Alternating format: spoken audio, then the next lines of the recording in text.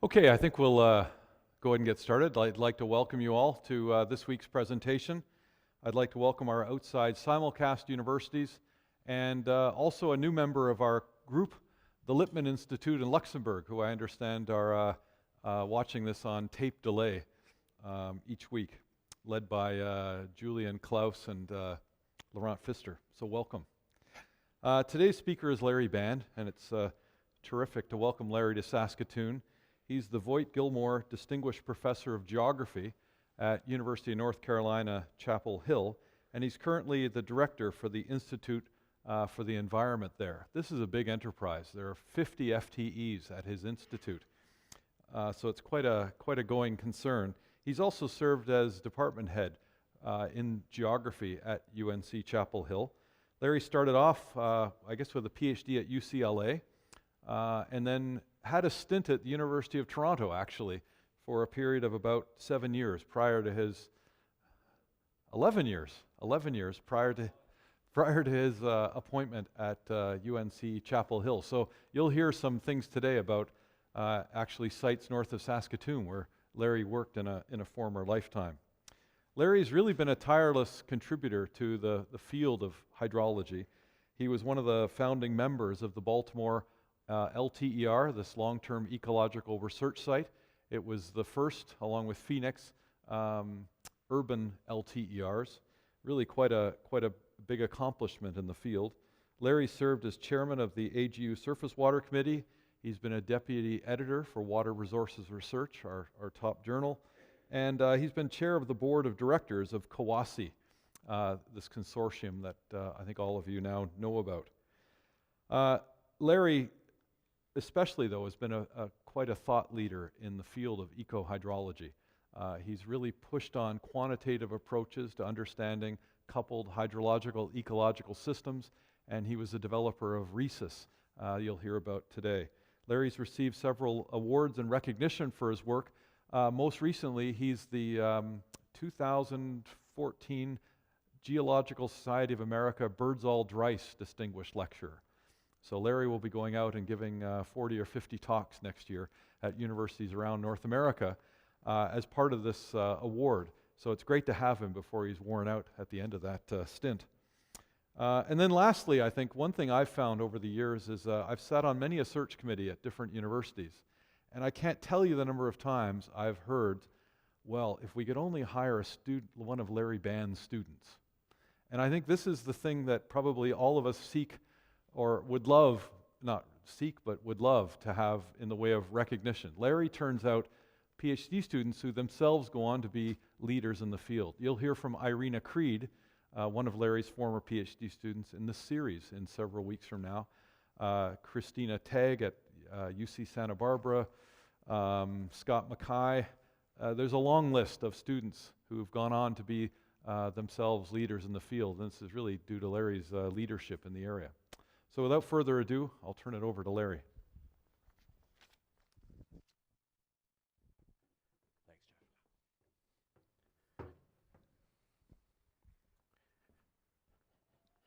Well, good afternoon, and thanks very much for the invitation to come and speak with you all. I've really enjoyed my visit so far. I'm sure I'll continue to enjoy it as well. I've had some wonderful discussions with both graduate students, faculty, and others on what's going on here and on what's going on in the boreal forest area. Jeff mentioned I used to work in the Boreas experiment while I was at University of Toronto, and it's interesting to see where it's gone to this point. So I've modified the talk a little bit to toss in some slides from the remote past, from the mid-90s when we were working there, to really engender more discussion. I'm going to talk today about subsurface and hydroclimate-mediated evolution, or coevolution of forest canopy patterns with the hydrologic system. The picture that you see here is of the Coweta long-term ecological research site in western North Carolina. It's southern Appalachians. It rarely snows there, so it was a little bit of a change in the ecosystem when I moved down to North Carolina from Toronto and started working there. But it has 70 years of record, of hydrologic record, with very good precipitation, runoff, and forest resources. The questions I'm going to be asking are going to address spatial ecosystem patterns, emergent watershed behavior, and restoration design, working in the Baltimore LTER and in also portions of the Southeast and previously in the boreal experiment, Boreas experiment. There are a few basic questions that came up. Considering that ecosystems are at least partially water limited, and I'll address the fact that Coweta also is water limited despite the fact that it rains 2 meters a year there. If we look at the spatial patterns of forest ecosystems, which we really have an unprecedented ability to do now with long-term remote sensing, are there spatial patterns of the forest canopy that maximize primary productivity, water use, perhaps some other ecosystem functions and services under dominant hydroclimate drivers and geomorphic conditions? This is a little bit of an extension of Eagleson's old hypothesis of optimality of ecosystems at the patch scale, but we're asking it at the full landscape scale. That's one of the major differences. The second question is, do forest ecosystem patterns, and if they do, how do forest ecosystem patterns evolve over periods of hydroclimate change to maintain this type of optimal utilization of water and nutrients? We're in a period of global warming now. We have had very distinct hydroclimate signals over the last 100 years.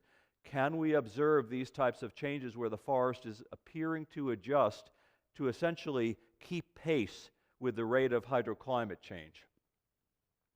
And then finally, from 1 and 2, if these are occurring, are there principles, hydrological and ecological principles, that can be incorporated into restoration design as we look to see what the structure, function, and patterns of long-term evolved ecohydrological systems are? Can we abstract those to work on restoration design, actually lay out and design what newly developed ecosystems or retrofitted ecosystems can look like? And having discussions with a series of people here, besides the work we're doing in inner city areas where we're retrofitting with green infrastructure, the redesign of the oil sands, the recreation of essentially entirely new landscapes is something I'm very interested to talk about. So we're working in a transect that ranges from our old haunts in the Turkey Lakes watershed up here by the shores of Gitchigumi, above Sault Ste. Marie, by Lake Superior, down through some classic ecosystem sites. Hubbard Brook, Biscuit Brook is part of the New York City watershed. I was there 2 weeks ago. The Baltimore ecosystem study, although hyper-urban, we do have forest control sites there that we'll look at as well. Piedmont, Broadleaf, Mid-Atlantic, and the Coweta site down in western North Carolina. So about a 1,200-kilometer transect ranging from snow-dominated ecosystems, heavy snows, deep insulating snows in Turkey Lakes and the Algoma Highlands of Ontario, down to areas where it does snow occasionally, but it's considered a natural disaster when it actually occurs. So Coweta is this long-term hydrologic lab that was founded during the Depression under the Roosevelt administration as one of these necessary both make-work projects, but also the need to generate new knowledge to reduce massive soil erosion from the extensive logging that had taken place during the time. A series of ecosystem manipulations. You could see some examples here where they would clear-cut, replant in different types of ecosystems in pine instead of broadleaf, or try different types of conservation methods. It led to this very long-term and incredibly valuable data set that we're still using now for the development of basic ecosystem and hydrologic theory and practice as well. So you could see here, I mean, they were literally, these were monuments to hydrograph design, you know, cementing into broadly into the hill slopes so that these are very tight weirs that were built. We just kind of don't make them like we used to during that time when we had all this cheap labor during the Depression. Not that I'm advocating social upheaval to get better weirs at this point. One of the basic tenets that we'll use should be fairly obvious. First, we'll make the assumption that water runs downhill. We're not saying right now exactly how it does, but that's one of the key questions. And the idea is that these ecosystems up towards the crest of the hill slopes cannot use all the precipitation that falls on them or snow melt that melts into them based on the amount, rate, or other limiting conditions. And a certain amount will move down slope, carrying solutes with it, so this transfer of water and nutrients will subsidize these downslope ecosystems. Now, under some circumstances, and this arrow just shows sort of a parallel flow, it may be shallow, it may be deep. One of the basic questions Jeff and other people are working on are what are the mechanisms by which water flows through soil, through deep fractures, through a series of connected or partially connected depressions in the bedrock and so forth. But that will lead to the availability of these resources in increasing amounts downslope. It could either subsidize, or if we're in a different type of system where the amount of water use locally is much more tight, with less downslope leakage and subsidy, we may not see that augmentation of the forest ecosystem downslope.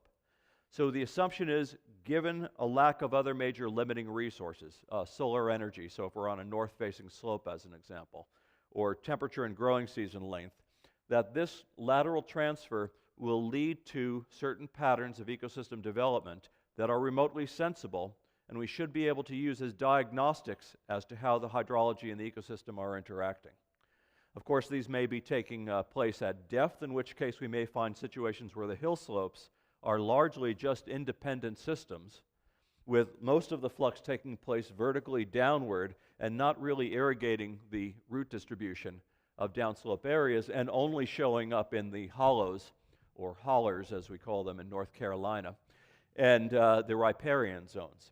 So these can take place at different levels, but once again, these should be remotely sensible, and we're in a position now with 30 years of uninterrupted high-resolution remote sensing that we could start looking at these landscape patterns to try to infer or diagnose the hydrologic drivers of this.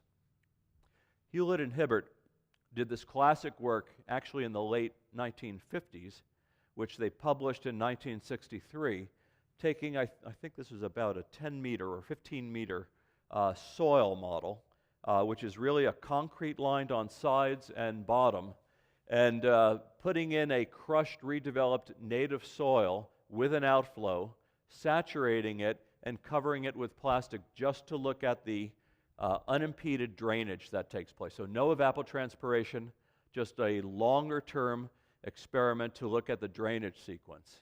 And what they found was that this is days from the beginning of the drainage, and this is the outlet rate at liters per day coming out of this outlet pipe over here. First, a very rapid drainage, then an adjustment, and then a long-term slow drainage, which they ascribed to unsaturated flow. This was a major paradigm shift in the hydrology world, because they did a back-of-the-envelope calculation to state that that rate of drainage that we see down here, this long-term rate that took place for 120 days or so, was of sufficient quantity to explain all of the base flow taking place in Coweta. Now, they had some very artificial boundary conditions. There's this concrete-lined bottom, so there can be no vertical infiltration into deeper groundwater or involvement in larger or deeper fracture flow, but just that the physics of the unsaturated flow was sufficient to explain it. Further, as they looked upslope, so here is this 9-centimeter region, this is a 30-centimeter level, and then they're moving back towards 152 centimeters above the datum over here, and then further back there's a 450, nearly a 5-meter datum above, and given this slope, you could see this maintenance of a decreasing amount of moisture content. You can't read it from where you are. This is about 40% by volume. And as you move further down, you had this reduction in soil moisture availability as you moved back up the slope. That could be related, that's one potential mechanism for explaining the greater availability of moisture for forest growth as we move down slope, if that was the type of mechanism responsible for this type of translocation of moisture. So this is Coweta in more detail. So we need to first develop some idea as to what the mechanisms are, what the soil moisture patterns are, and what the patterns of the forest ecosystem actually are. This is the LiDAR image. of Coweta, North Carolina had major flooding in 1999, largely in the east, but also major hurricane damage in this area in 1984. And over the last decade, the state has collected a LiDAR image for the entire state itself. So there's high-resolution LiDAR for the entire state right now. We've also collected what's called an NCOM. This is an NSF-sponsored, very high-resolution LiDAR for this area. And we've also then gone about looking, I'll show you pictures of soil pits in the green in a number of different areas, plus measured leaf area index, the area of leaves integrated per unit ground area up through the canopy. We've had an ICONOS image, which is we had an ICONOS image, which is a private satellite, a commercial satellite that images in 4 meters multispectral and 1 meter panchromatic to generate very fine resolution leaf area index images of this area. So here's our measured leaf area over here. Here's our normalized difference vegetation index. This is just an index of a ratio of the red, the difference between the infrared and the red reflectance from the forest canopy. Green vegetation reflects infrared very well. It absorbs photosynthetically active radiation, which is red radiation, very well. And from the NDVI image, we can put together a nonlinear regression so we could map out the leaf area index. This is actually the NDVI. We use this transfer curve to generate an LAI, and this is the standard topographic wetness index. I'll point out a couple of things that may not be immediately visible. There's a couple of plots. This is the advantage of the long-term data that we get here. 118, 218, 318. 118 is a long-term plot, xeric. 218 is mesic. 318 is a little bit less mesic. This was actually arrayed by the ecologist as an elevation gradient, but it will work as a gradient along wetness flow paths as well. And you'll see 318 and 218 are arranged actually along a hydrologic flow path. We have TDR data, TDR soil moisture there since 1990 at 0 to 30 centimeters and 30 to 60 centimeters. So at this point we have more than 23 years worth of high-resolution soil moisture data, 15-minute data that's available. It's kind of a unique resource.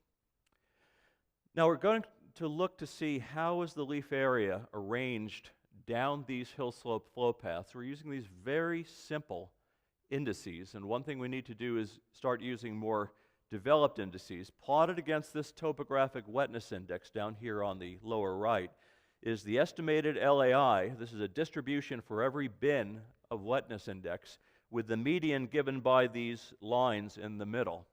And then we're simply looking to see a linear function. How does the median LAI change with the topographic wetness index?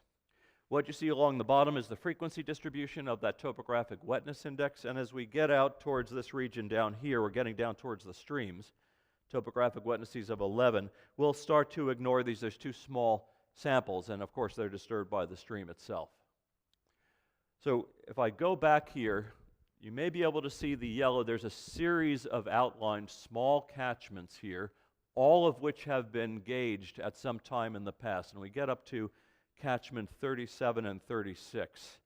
So right now there's about 12 active gauges. There have been as many as 36 at different times for different experiments. We'll just look at 8 of these right now to get a range in elevation, slope, aspect, and then also biome, because there's a series of sites that were cut, as I showed before, and replanted in different life forms. These are these sites. And you could see that there's a range that show that either LAI doesn't change that much with topographic wetness index, or even decreases slowly to fairly large increases downslope with the topographic wetness index.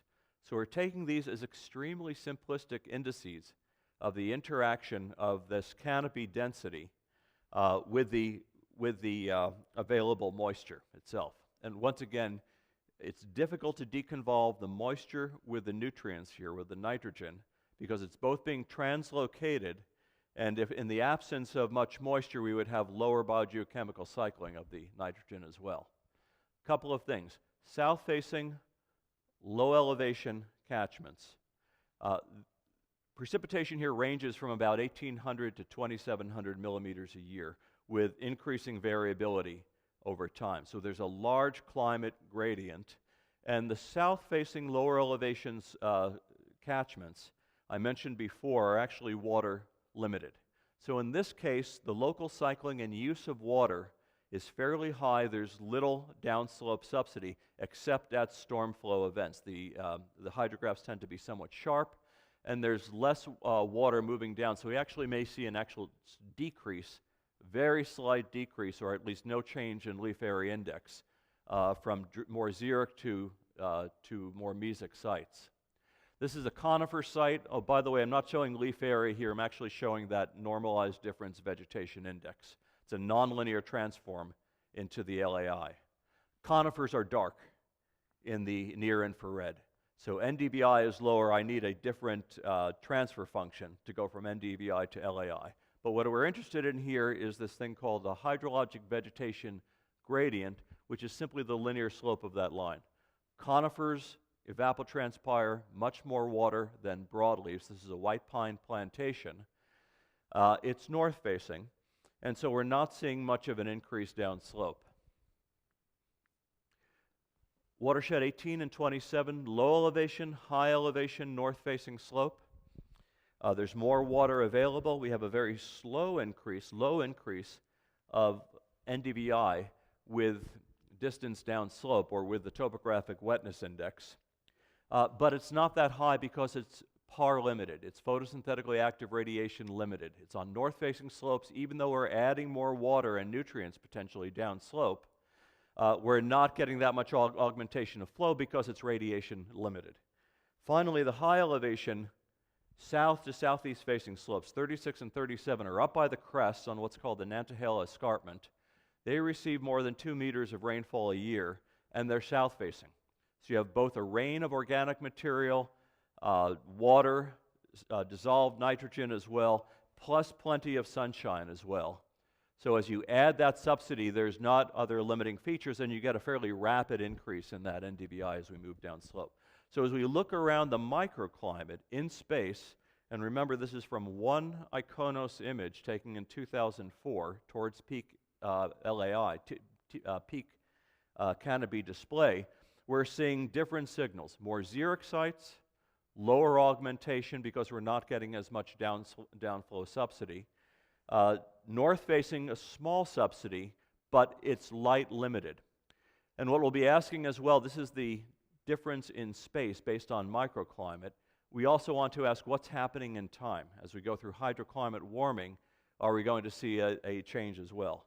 From this, we would hypothesize that with hydroclimate warming going effectively from areas such as WS 36, watershed 36 and 37, to some of these lower elevation sites and lower elevation south-facing sites, later on we'll look to see, is this hydrologic vegetation gradient actually decreasing over time? Can we see that effect? That would be the hypothesis for temporal adjustment of the canopy in the face of hydroclimate warming. So first we'll ask, so that's nice, we have this variation in forest canopy. Does it tell us anything about the hydrology? So very simple hydrologic indices, runoff ratio, evapotranspiration. You may be less familiar with the Horton index, which Robert Horton originally came up with, and then Peter Troch a few years ago repopularized. And that's effectively just the evapotranspiration divided by what we call a wetting, which is the precipitation minus the storm flow. Storm flow is the water that's leaving shortly, during and shortly after a storm. So the difference between that is the net wetting of the landscape. So the ratio of the evapotranspiration to that net wetting is this Horton index. You might think of it effectively as an ecosystem water use efficiency. The water can either drain out slowly over time, not being used by the ecosystem, not evapotranspiring, or it could be used by the ecosystem for transpiration and consequently as part of the photosynthetic machinery as well. Simple empirical plotting. We discussed this with the graduate class a little bit earlier today. Runoff ratio increases in proportion with this hydrologic vegetation gradient. A couple of these catchments, remember, had small decreases in leaf area index or in LAI with, the normalized difference vegetation index with wetness index, ranging up to fairly large increases. Once again, this is the simple linear increase fit to that wetness index distribution. We can certainly come up with higher order measurements because some of these relationships are in fact nonlinear. Evapotranspiration drops, just the opposite, of course, of the runoff ratio.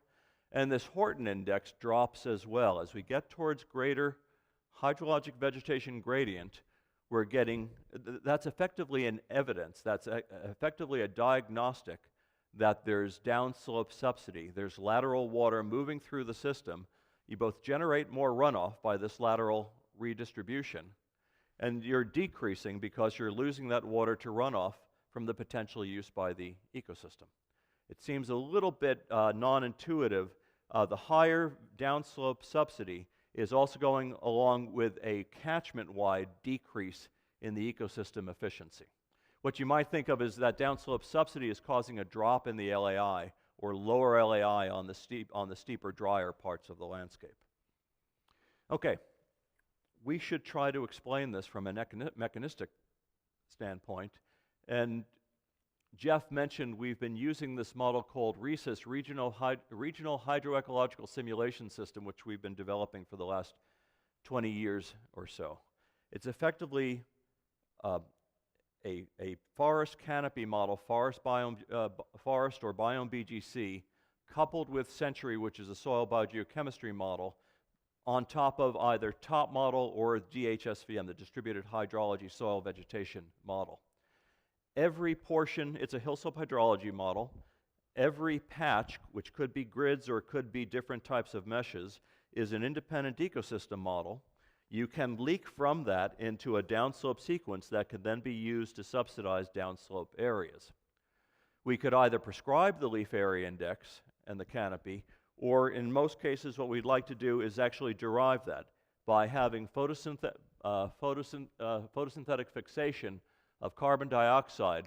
We allocate the photosynthate around to the root, stem, and leaf area and differentially grow the canopy over this region. So this area down here should be subsidized and wet. It should affect the biogeochemistry. If it's too wet, of course it'll be oxygen and nutrient limited, and you'll develop wetlands in that area. So we don't prescribe we should have wetlands down here or decreased growth. It should be derived through the biogeochemistry and controls on canopy uptake. In different areas, you could have different types of water limitation or PAR limitation, so we should be able to derive and drive the spatial patterns of the ecosystem itself. A little bit of details on it. Once again, routing is top model or the Distributed Hydrology Soil Vegetation model, lateral surface redistribution, Penman-Monteith, multiple species, canopy layers, and rooting depths as well can be specified. In Boreas, we had non-vascular plants, moss systems, lichens as well. A Farquhar photosynthesis model, this is something of an older model, the Jarvis stomatal physiology. We're replacing it with more updated stomatal physiology. Maintenance and growth respiration, carbon allocation, as I mentioned, and then soil carbon and nitrogen cycling as well. So we should develop both mobile nitrogen and flux it out of the systems as well. This is sitting on GitHub down here if you're interested in downloading. There's directions on how to use, and we've actually put together workflows to make it somewhat easier to use as well. So here's a little bit of an animation of the runoff production, and what we see here is actually we have root saturation zone, 0 to 100%. It's cut to this light blue at 60% saturation, and as you get down towards the darker blues, it's getting closer to saturation. And we'll run through 1 year here, if this animation will work.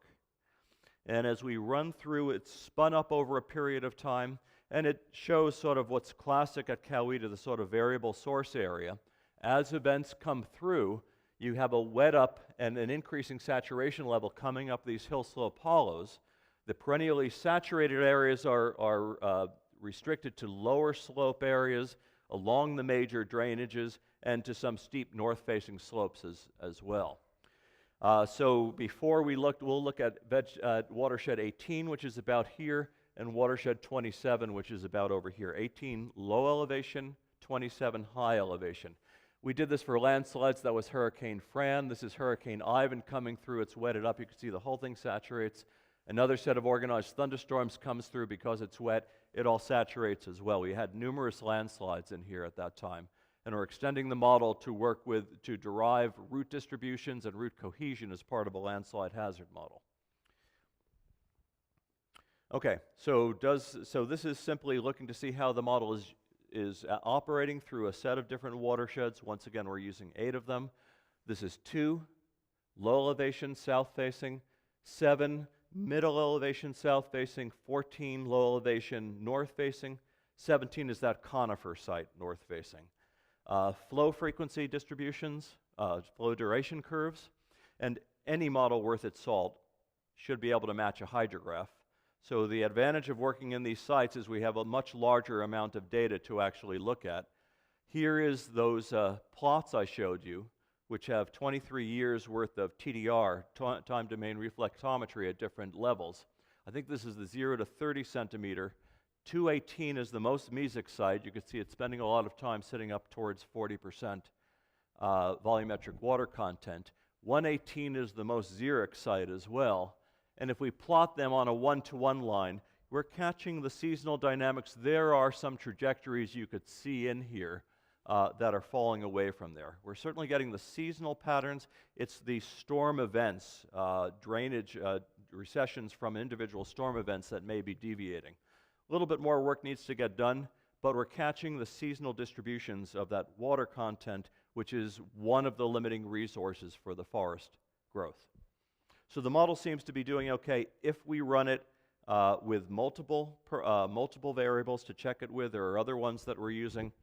I think Keith was in last week to speak to you about uncertainty simulations. We're using his GLUE method, generalized linear unbiased estimator. This was for 2,000 simulations. We've run it recently for 10,000 simulations and are coming up with behavioral ranges that you might be able to see with this grayscale in here for the behavioral space of runoff production. Don't need to show this. This is just the same one that we saw before. When we get behavioral parameters, in other words, these are combinations of parameters that will do equally well or above a cut point, a cut Nash-Sutcliffe or other figure of merit to explain these hydrographs, we find that those values coming out of top model and also the distribution of hydraulic conductivity for DHSVM, this behavioral M parameter, and then 2 versions of an anisotropic KSAT, vertical and horizontal, we're seeing a trend with this hydrologic vegetation gradient. So if we have another catchment that's sitting around here, we can make a prediction, at least condition what the range of expected or a priori values for those parameters are. That'll work reasonably for M. It'll work reasonably for the lateral KSAT. We have an anisotropic conductivity, and there doesn't seem to be much taking place with vertical at this point. But it gives us the ability to condition any one of the catchments in this area. We'd have to now move over the divide. In fact, we've moved over to the divide. I'm not talking about it today, and transfer these parameters to a larger watershed where there is a larger number of landslides that we're working on a different project for. Okay, we grow the LAI. We can prescribe it, take it from the Iconos imagery, assimilate it, and set the LAI and therefore the foliar biomass and carbon concentration, set the species distribution and therefore all sorts of physiologic parameters like specific leaf area, carbon to nitrogen ratios, which will affect the biogeochemistry of the litter and so forth. Here we're actually growing it. Great question was asked in the graduate class before. What's the relationship between this and the population ecology? They are 2 different paradigms. We don't know anything about population, well, I don't know anything, I know a little bit about population ecology. The model does not. The model must have the population ecology prescribed, but one of the challenges right now is working with some of the population ecologists to try to come up with a priori probabilities for the distribution of the different species, because they will themselves have different physiologic controls, and behavior with respect to the use of local water and nitrogen cycling. One thing to point out, this is pretty noisy. It is a model because we're taking the Iconos reflectances, feeding it through this empirical relationship between NDVI and LAI, and putting this out. But it's reflecting something more about the real world that has bugs, pathogens, wind throw, landsliding, gophers, just scrawny individuals and so forth, and gaps, as opposed to the model simulations, which gives us this very nice smooth gradation of leaf area index over the area. So understanding the limitations, what we're looking for are these patterns of lower LAI here, this is all sided LAI, here and here, and then the increases as we move down in towards the central part of the basin. Are we reflecting the leaf area distribution reasonably? So we'll have some measurements of that as well. So the point is, we don't prescribe what the canopy looks like. We'll predict what the canopy looks like. That gives us yet another parameter to calibrate and rather constrain the distributions. We can explain runoff, we could explain soil moisture, likely with a whole range of different patterns of leaf area index, but we want to choose those models and diagnose the models based on how they reproduce the ecosystem itself. So we're growing the model under a couple of different situations. Based on the spatial, we're deriving the spatial pattern of LAI based on something we can't remotely sense, which is the root depth pattern. How deep is the access of the forest roots to soil water? And we're coming up with a couple of qualitative differences. Rooting depth decreasing downslope, maximum on the ridges, decreasing down into the streams. Rooting depth uniform everywhere, rooting depth increasing downstream, minimum on the ridges and increasing uniformly down towards the streams themselves. And what you could see from this is the variance or the pattern of LAI varies with that strategy. If you have a decreasing downslope rooting depth, that's acting opposite the increase in the water subsidy downslope. So you get kind of the flattest distribution of leaf area. There's not as much variation in leaf area here. You have more of a uniform canopy. Where we have increasing rooting depth downslope, you're increasing the access to water in the same direction that you're increasing or subsidizing or translocating water and nutrients downslope. So you have the most growth downslope, you have the greatest variance and patterning of the LAI. And in between, the uniform is giving us intermediate results. So we should be able to take our remote sensing images and see which strategy matches the leaf area distribution best. And does it also explain the runoff production, the soil moisture, and what are the relative levels of net primary productivity, carbon fixation, nutrient cycling, evapotranspiration, basic ecosystem functions that are key for providing ecosystem services. It will be interesting to see if specific patterns of LAI maximize catchment scale or landscape scale ecosystem function, not just at the patch itself, but specific patterns because they are connected by this downslope subsidy. So that's what we're doing here. We're running Monte Carlo simulations. This is an average rooting depth along this axis here. This is a coefficient of a rooting depth deviation, and without going into much detail, negative means downslope reduction in rooting depth. Positive means downslope increase in rooting depth in the same direction of the subsidy. Mean annual net primary productivity, this is actually run over 60 years, so we have time variance of this as well, which I'm not showing for purposes of clarity. The color is the mean absolute error of the leaf area index. And at about 0.8, somewhere below a meter, and about neutral pattern, a slight increase downslope, we're getting both the maximum explanation, the least mean absolute error in LAI, that corresponds to the maximum net primary productivity. So to refresh, this is the situation where we maximize, we're in a behavioral class for the runoff, we're explaining the runoff reduction, we're explaining the soil moisture distribution at these different placed TDR sites, we're getting the best explanation of the leaf area index, and that coincides with the location where we're maximizing the net primary productivity. So the answer seems to be that these forest ecosystems seem to adjust to maximize these basic ecosystem services, repeated with evapotranspiration over here. Water loss and carbon loss, of course, are very closely coupled. We'd also like to look at rain use efficiency, nitrogen use efficiency, and so forth. We're posing hypothetical route distributions. It would be nice to know what they actually are. Iconos and other satellites don't pick up route distributions. Brute force shoveling does.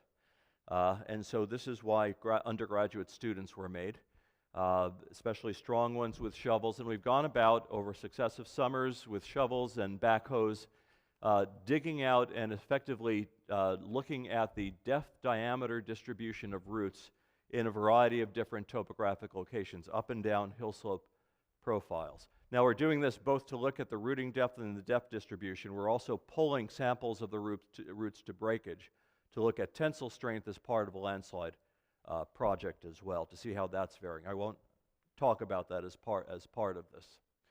But this sampling and previous sampling in the 1980s by a University of Georgia graduate student showed for watershed 18, where we did these simulations, about 0.8 meters is about the mean soil rooting depth for this area, corresponding in the right area for our simulations as well. We'd like to have a method to get at these rooting depths a little bit better. Jeff, how are we doing in time?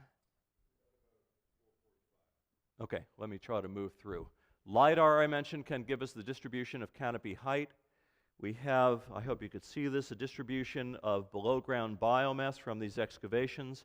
Therefore, from the canopy height and these sampled sites, we could get the distribution of rooting depth through this area as well. Once again, you need to have a very well-studied area to put together all of these pieces. So that seems to confirm some of the simulations we're doing.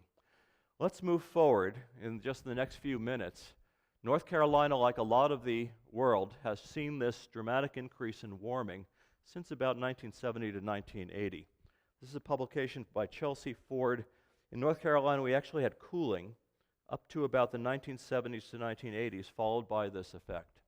Once again, the hypothesis is that with warming, we should see a decrease in the hydrologic vegetation gradient, similar to the microclimate differences in the hydrologic vegetation gradient we showed before. And we could see since 1970 or 1980 also, the evapotranspiration has increased, the runoff ratio has decreased, and that Horton index has increased, as expected with this warming. I won't show you that. These are simulations done with measured, REESUS simulations done with measured leaf meteorology from 1945 to about 2000. And then we're simply increasing temperature following some of the trends of the global circulation models. This is not a downscaling project, to see what happens, and running this over 1940 to 2000 and 2000 to 2060. Over the topographic wetness index, these are the derived leaf area indices, and what you could see, there's quite a bit of hydroclimate variability, but the slopes in between these two times, now this region here is the riparian zone. It's fairly small, so we're actually taking the gradient in this case.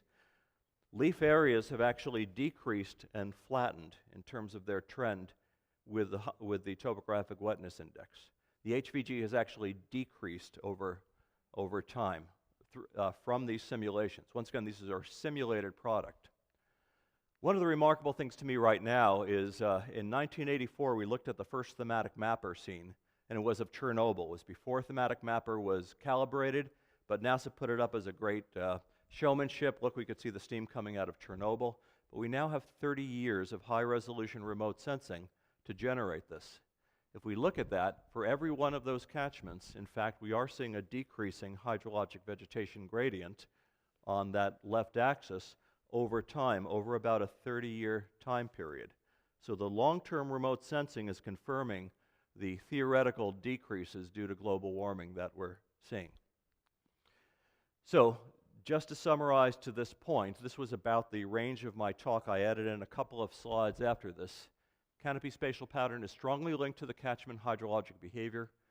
Remote sensing gives us a PUB, a prediction in unengaged basins tool. Canopy appears to optimize itself at the landscape level to maximize NPP and ET and perhaps some other ecosystem functions, not just at the patch, but at the whole landscape level, or at least along hydrologic flow paths. And these patterns seem to adjust progressively over time with the hydroclimate warming that we've been having. We can actually perceive that change. The question is it still maintaining an optimal configuration, or will the change be too fast to maintain that adjustment? I'll just talk about a couple of other things. We ran this with a mean broadleaf tree. There's a large change in the physiologic controls of different canopy types. We spoke about this a little bit. And for these, we have a range of common trees in Coweta. This is the vapor pressure deficit along this axis, the daily transpiration per unit leaf area here, and the stomatal conductance here.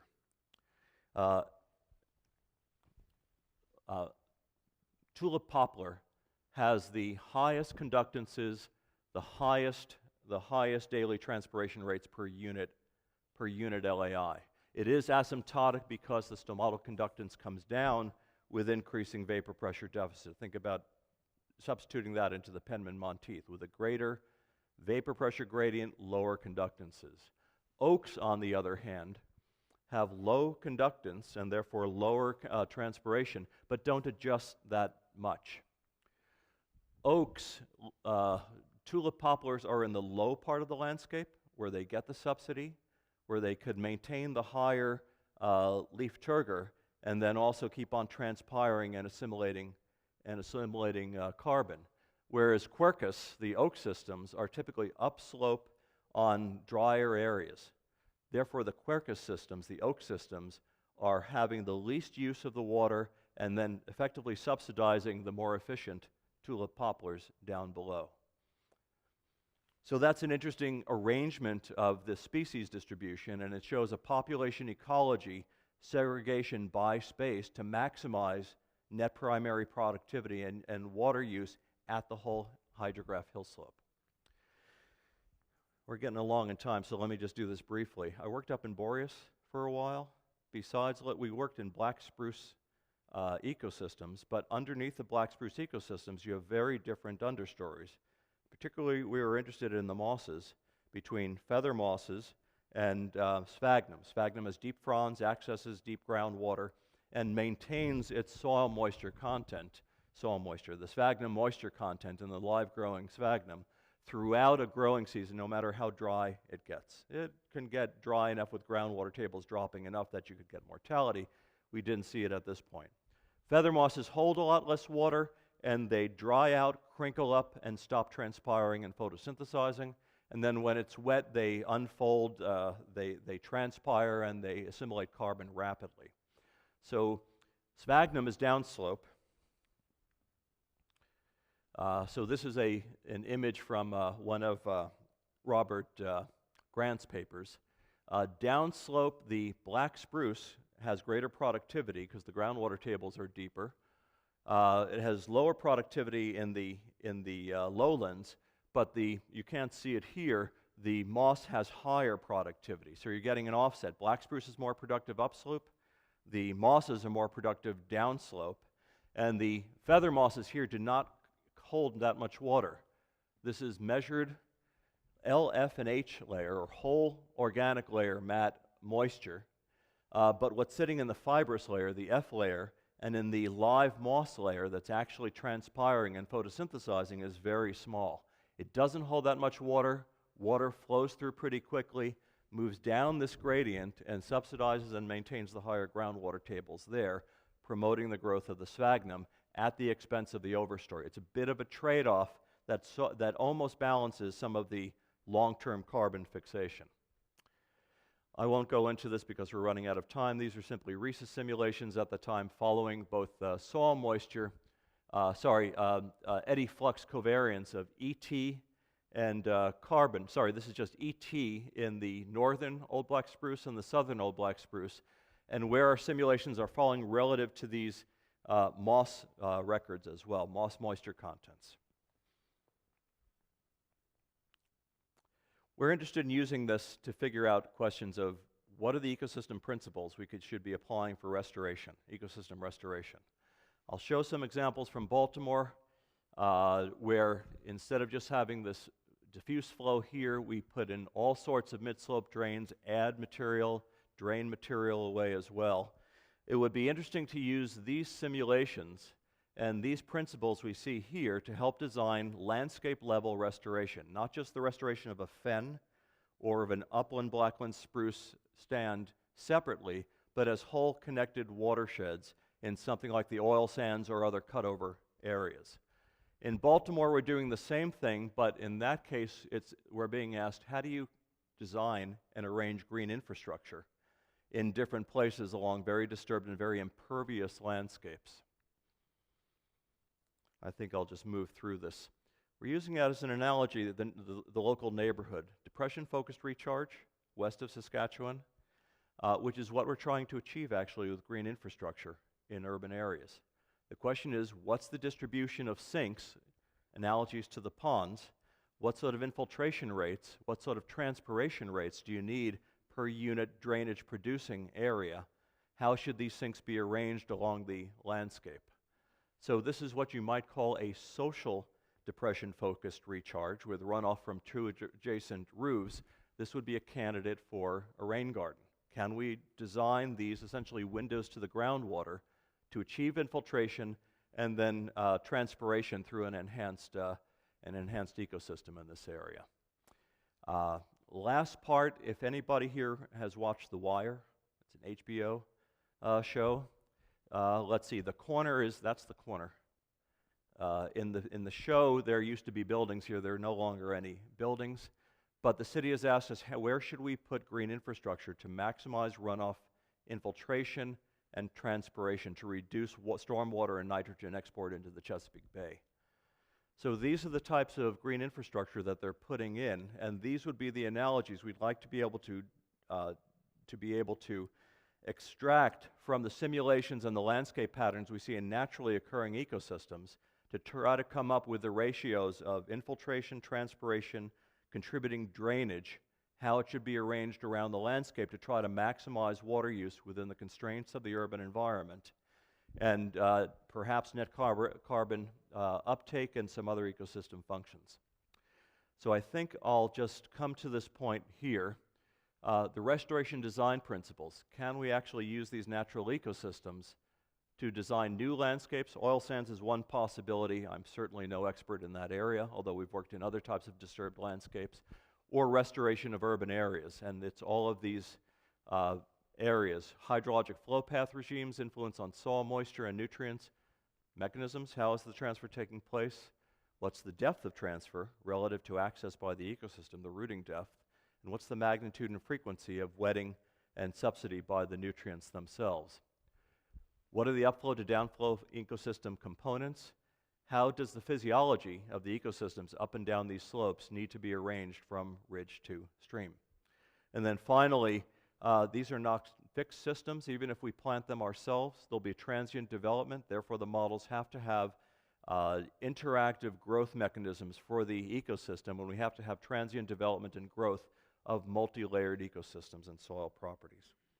I've gone a little bit over, so I should quit at this point, and thank you very much for your attention.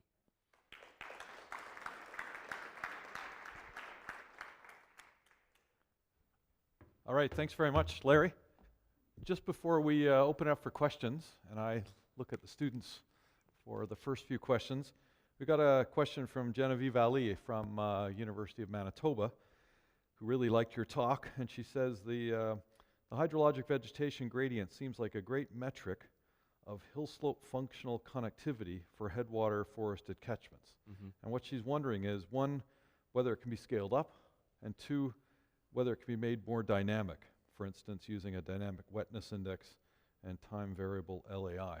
Yeah, so I think what we should be doing, we showed examples here using a wetness index. We should be using just distance down slope or distance along the flow path itself as we get into different types of systems. Especially this area is steep, thin soils. The wetness index works pretty well. If we're going to get into floodplains, or we're going to get into much more lower relief areas, we should be using other types of metrics. So that's one thing we're exploring right now. More reflective hydrologic vegetation gradients in terms of how they're actually arranged along the landscape. We just took the linear trend of the LAI or the NDVI, and in many cases these controls are highly nonlinear. In many cases you see just an uptick at the very bottom of the slope, which is more of a semi-arid condition where you have, say, grassland above or stunted growth above and a lush riparian gallery below. For that, we need something more than just the linear trend on the hill slope itself. So, excellent question from Genevieve. Questions?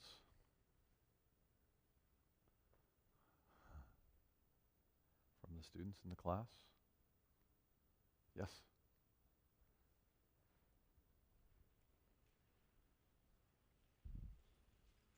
Hello, my question involves something you had mentioned about the HVG decreased over decades due to climate change. Mm-hmm. Do you know what variable or variables are most responsible for that change? With the increased temperature and then also longer growing season, there's greater ecosystem or canopy use of essentially of the rainwater. Therefore, there's less water left for lateral flux down slope, whether it's shallow, deeper, or intermediate. With a lower subsidy, there's a lower hydrologic vegetation gradient. You're not getting the augmented growth down slope. Okay, so more atmospherically related, I guess, than precipitation? That's a good question. So the other question is, besides the longer growing season length and the increased temperature, we have had increased hydroclimate variability. So we've had more intense storms and longer interstorm periods. The records in Coweta show that. Therefore, the stormwater component of the total rainfall has increased. There's less net wetting that's actually taking place. It's actually an excellent point, and that may also be responsible for the change in this HVG. Water that moves through quickly is not available to the ecosystem. The ecosystem cannot take it up at the rate at which it's being fluxed through the system. Very good point. Thank you. Other questions? Yeah. By the way, related to that, one more thing we're seeing in Coweta is increased nitrogen loss. Hubbard Brook in the north is showing a large decrease in nitrate export. Coweta, at least at the lower elevations, is seeing an increase. We think that's due to this increased flushing that's taking place. Longer interstorm periods and then major flushes that are occurring. It's sort of similar to the snowmelt-dominated flushing in northern ecosystems, which fluxes out a good deal of the accumulated nitrate. So that's another possibility. Yeah. So this idea of restoration is interesting. I'm wondering how you'd actually approach some of these issues, really big issues like acid mine drainage, and how REESUS could actually help in those situations or understand those situations. Mm-hmm. I don't think REESUS, I'll be straight with you right now, I don't think REESUS is set up for that type of biogeochemistry right now. We would have to augment a greater geochemical flux component and cycling for that. Now, the acidity does interact with a whole set of different ecosystem functions. So under varying levels of pH, nitrogen cycling is affected, the ability to uptake carbon is affected as well. So some of those we could put in, we'd have to build in more toxicity elements. Certainly with acid conditions, a change in the microbial fauna or just a reduction in the microbial fauna could be pulled into some of the biogeochemical routines as well. We would have to enhance it for that. So one thing that's a bit surprising, you showed the Hewlett trough with the concrete base, and the kind of assumption from that work that lateral unsaturated flow sustained base flow. And your hydrologic vegetation gradient kind of showed that the trees were actually bigger as you went down slope, let's Right. just say very simply, suggesting that perhaps there is that lateral transfer. But I guess the alternate hypothesis could be that things did go deep and are reappearing downslope, and that could be an alternate mechanism, perhaps, for your hydrologic vegetation index Right. trend with Now, slope. I'll point out that even using top model doesn't actually move water around, it just remaps the groundwater. But what it does in these mid-slope positions where it's steepest, with a modest upslope drainage area, you'll have deeper groundwater. We have a separate root zone soil moisture that's communicating with that groundwater level. So it can still simulate deeper access to greater amounts of moisture. So we could still inspect with the model how deep and what is the profile of the unsaturated zone or the rooting zone soil moisture. Right. And I think that's true. There's two things, one of which is you are getting a series of these return flows, if I go all the way back, that are going deeper. We do see in Baltimore and in places around Coweta evidence of fracture flow and seepage from fractures in that area. Secondly, we may not see an increase in the response of the ecosystem until you get a threshold amount of moisture increasing, just because of the highly nonlinear characteristic equations for moisture to soil water potential. It's the soil water potential that's controlling the leaf stomata here, because the potential will decrease, higher soil water potentials will decrease, or lower soil water potentials will decrease the stomatal conductance. On the other hand, we think there's more of I'd have to look at the equations. There's also a nonlinear response of microbial activity to soil moisture activity as well. So we have to do a little bit more deconvolution of that. Certainly, if we had deeper fracture flow and we had much lower soil moisture in this region, the expectation is we'd see less of an augmentation in this area. And we do see that the big boomers, the big trees, and the greater biodiversity are really down there in the hollers, in the hollows, and by the riparian zones. Any final questions? John?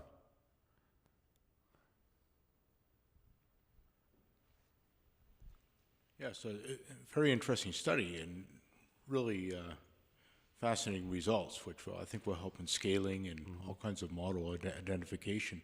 Well, one thing that came to mind, the forest structures will evolve sometimes on different paths for reasons that aren't always hydrologically controlled. Right. And or maybe resulting from extreme events such as droughts or very wet periods. Do you see any evidence of that kind of bifurcation in the pathway showing up on these gradients? Certainly there are some events such as people coming in and sawing down entire ecosystems and replanting in other form, but aside from that, we are really interested in the extreme events. Mid-1980s, so if we went forward, I won't bother to do it entirely, but mid-1980s were extreme drought. We started with this global warming sequence with major drought events, and there was widespread mortality in mid-elevations, particularly of the oaks.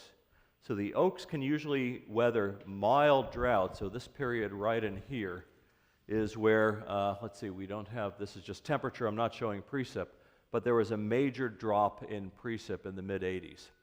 Oak can, it doesn't transpire that much, and it could also partially cavitate. In other words, it could reduce its sapwood area, the ratio of the sapwood area to the leaf area. So by doing that, it actually, if it does it too much, there's mortality. And we did see this extensive mortality during that period of time.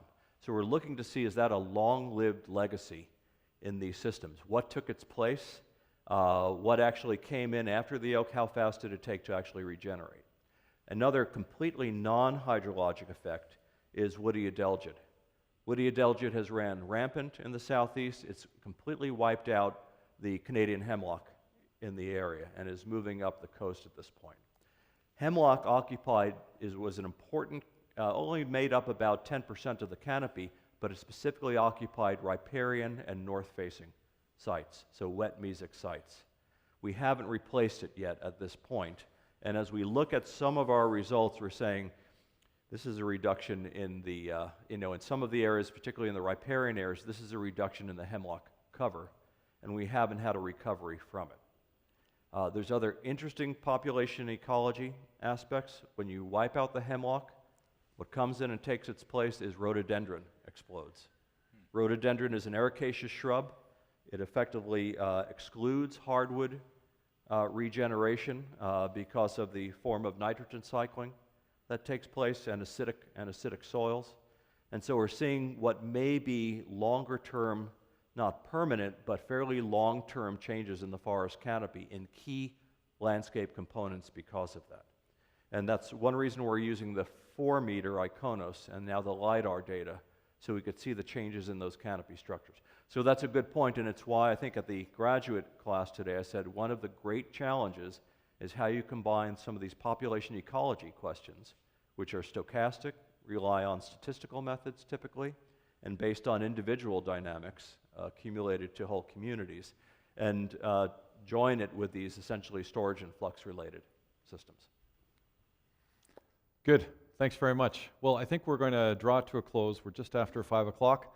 Thanks everyone for coming. Join us at Alexander's afterwards. And students, I'll meet briefly for a little talk about next week's reading. And thanks very much, Larry, for a stimulating talk. And thanks very much.